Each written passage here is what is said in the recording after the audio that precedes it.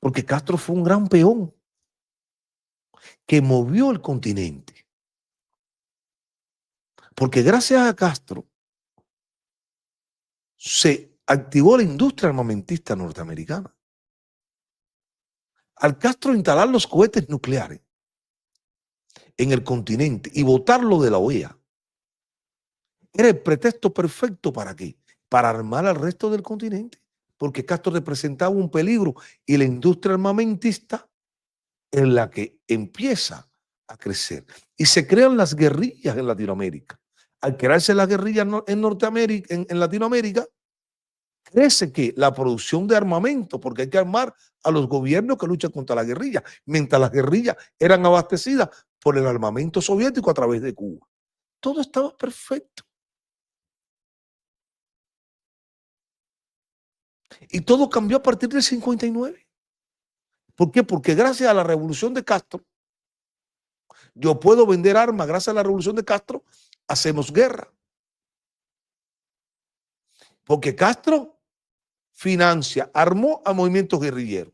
Los Estados Unidos financió y armó a gobiernos y a los grupos posteriormente, a los grupos antisandinistas.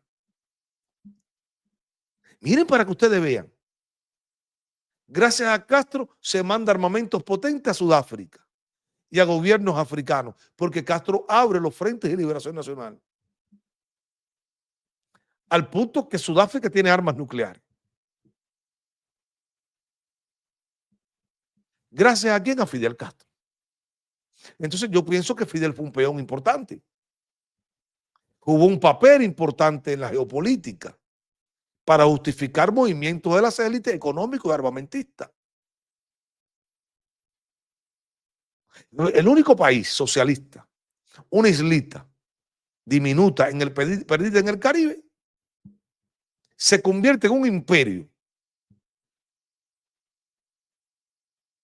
donde pasan grupos hasta los grupos del Medio Oriente, de la OLP. Pasan grupos y va a África. Y se le permite. Y se permite que desestabilice el continente. Se permite y se permite. No nos dimos cuenta que era el peón perfecto en el juego de ajedrez. Porque Castro entró en ese tablero mundial del ajedrez. Y como Castro entra, o lo dejan entrar, que se alía a la Unión Soviética y planta los cohetes nucleares a 90 millas. Y se pone en el mapamundo Castro. Y a partir de ahí el mundo comienza a hablar de Fidel Castro. ¿Qué es este tipo? Una isla perdida en el Caribe con cohetes nucleares. Porque Fidel Castro quería, y en la mesa de negociación tuvieron que hablar de Cuba, de los cohetes cubanos. En el 68 Fidel crea en el 65 o 65, 68 crea la tricontinental en el 67. Los primeros indicios y movimientos para desestabilizar el continente latinoamericano. Crea la OSPAL para el Medio Oriente y Asia y África. Es el único país socialista después de la Segunda Guerra Mundial que interviene, ni China, ni la Unión Soviética, ni ningún país socialista intervino en guerras que hizo Castro. Por favor.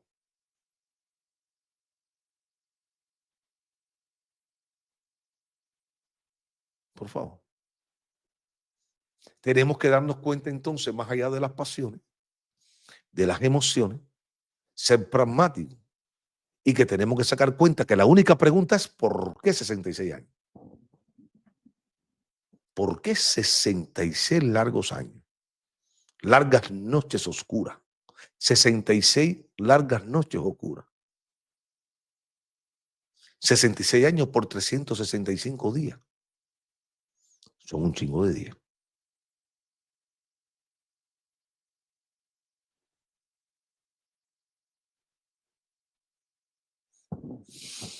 Porque no lo permiten. Castro desestabilizó la frontera americana en el 94. En el 80 quitó la guardia de la oficina de interés y se metieron la gente en la oficina de interés, en la embajada del Perú. En el 94 creó un caos, le abrió la frontera a los estados, quitó y abrió las fronteras de Cuba. Eran motivos suficientes para que los americanos intervinieran en Cuba. Porque y nada pasó. Clinton lo recogió y los metió para adentro, para Guantánamo, para Panamá.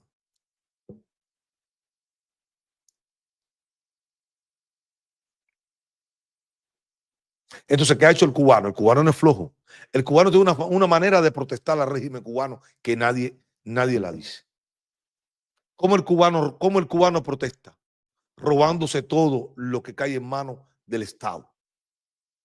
Rompiendo las guaguas, robándole el bombillo a la guagua, robando el aceite a los transformadores. Esa es la manera que tenemos de protestar en Cuba. Es que la gente habla de clandestinaje. El cubano ha hecho clandestinaje toda la vida. El cubano tiene una forma peculiar de luchar contra el régimen que es la que no se dice y no se ve. El cubano rompe, se roba la gasolina, el cubano acaba con la empresa estatal socialista. Dice, señores, la mejor manera de luchar contra Castro la hemos hecho sin que nadie nos organice. Todo el mundo robando y todo el mundo rompiendo todo lo que no sea de uno. Miren para que ustedes vean.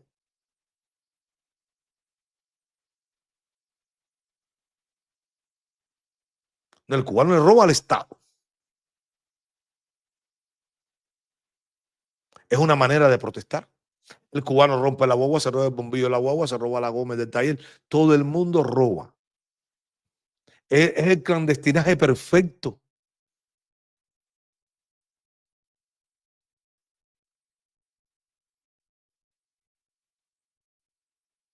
Claro, no lo dejan entrar a los hoteles porque el castrismo nos adaptó, porque el castrismo es ladrón.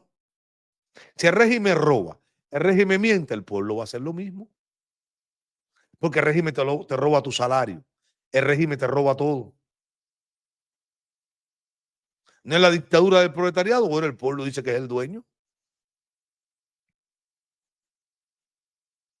No es que él no lo dejan entrar a los hoteles. Es que el cubano hace lo que hace el gobierno. Ladrón y corrupto.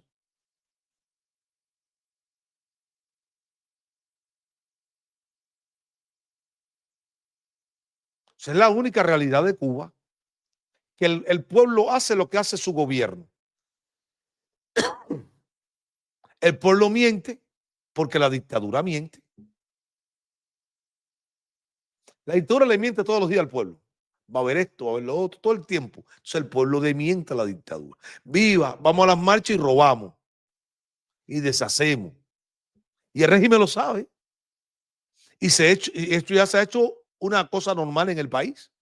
Una relación entre ladrones, entre un pueblo disimulador y entre un gobierno ladrón y disimulador. Y el pueblo acepta eso. Y ahí radicado el problema porque se atrasa la libertad de Cuba.